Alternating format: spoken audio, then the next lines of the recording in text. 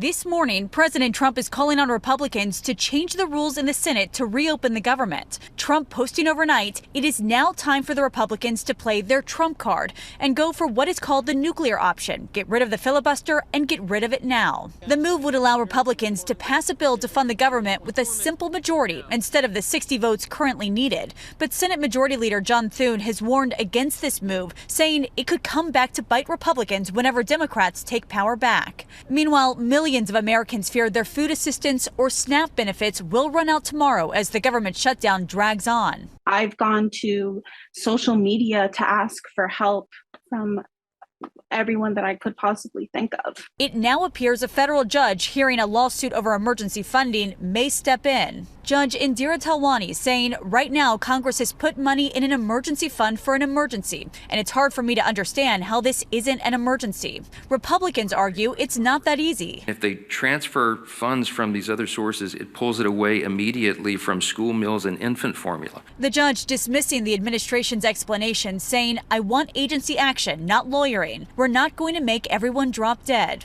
The judge could compel the administration to release the funds, but whether the Trump administration will comply remains to be seen. And even if it does, the emergency funding available would still fall short of the monthly SNAP payouts. Back on Capitol Hill, Democrats digging in, refusing to open the government until Republicans agreed to extend Obamacare subsidies to prevent health care insurance premiums from skyrocketing next year. A Utah woman we spoke to says even with the subsidies, her premium next year will rise from $495 to $753.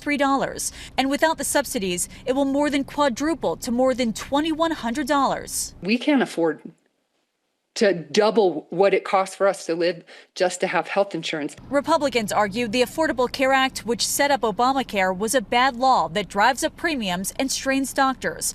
President Trump last night posting, quote, Obamacare is a disaster. Rates are going through the roof for really bad health care. Do something, Democrats. Stacey Cox says right now a flawed plan is better than no plan. Meanwhile, as more government workers go without paychecks, more of them are turning to food banks. Honestly, this has been devastating. Wayne Barber says he's been an air traffic controller for 23 years. I'm still going to show up to work because that's what I swore an oath to do. But many air traffic controllers no longer getting paid are calling out sick, causing staff shortages and delays at major airports. At Orlando's airport yesterday, a warning that at one point there would be no certified air traffic controllers to land planes, forcing a ground delay.